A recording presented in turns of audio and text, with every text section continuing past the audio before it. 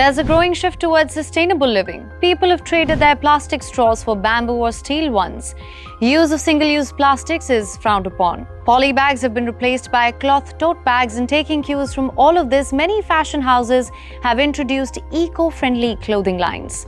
But the quest for sustainable and eco-friendly living has led to the emergence of greenwashing, a rampant marketing gimmick that has lured many who are hoping to make the shift.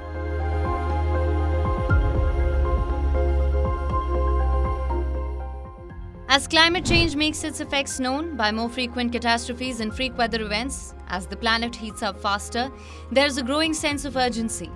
About 8 to 10% of the global carbon emissions are attributed to the fashion and textiles industry.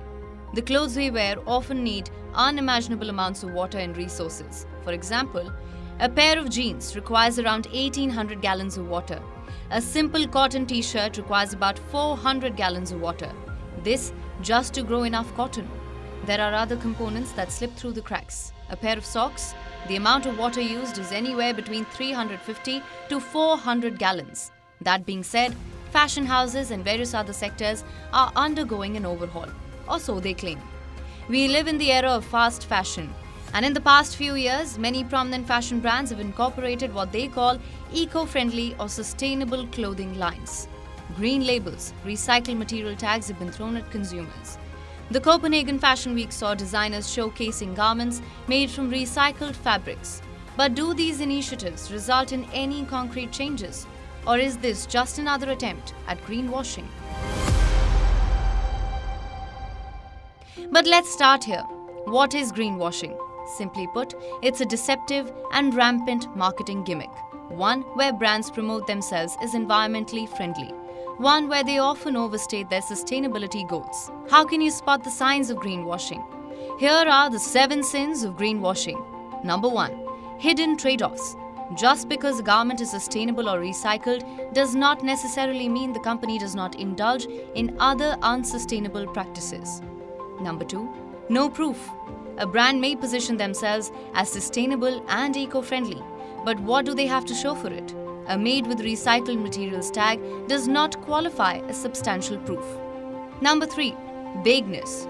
Just using the right mix of green words is not a fail-safe recipe for sustainable and conscious clothing and textile production. Number 4. Irrelevance. Companies push environmental claims, and they may be true. But are they always relevant to the product? CFC-free product labels happen to be the most common example of this. But that is because chlorofluorocarbons have been phased out by most countries. They've been banned by law for decades in some countries.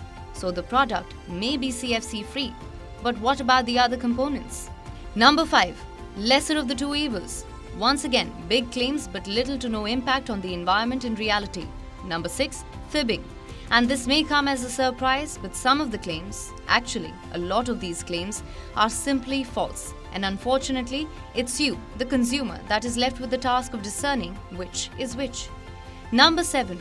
Worshipping false labels. Simply put, using eco as a prefix is hardly a good measure of the actual impact on the environment. If you truly wish to minimize your carbon footprint, you may want to consider buying pre-loved clothes, donating ones you no longer need.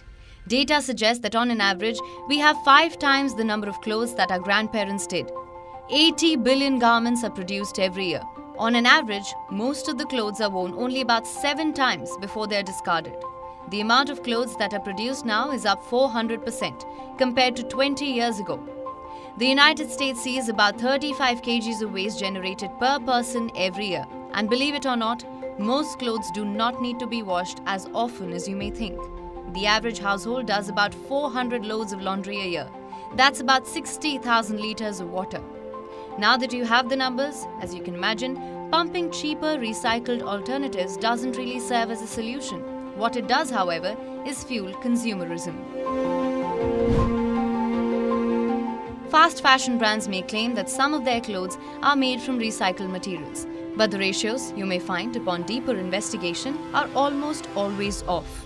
Way off. Some may introduce a points-based system and flashy discounts for the so-called sustainable, vegan and recycled articles. Some may offer to take in old garments, promising to give them a new lease of life. But how do we track them? As per a study by the Changing Markets Foundation, 60% of the claims made by 12 major brands in the UK and Europe were found to be unsubstantiated and misleading.